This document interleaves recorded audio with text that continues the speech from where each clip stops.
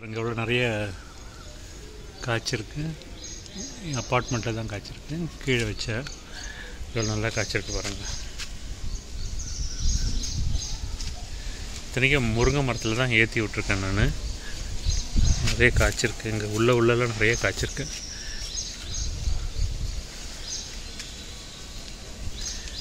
Grapes இத்தனைக்கும் சின்ன இங்கே கீழே இருந்து இங்கேருந்தான் செடி வருது.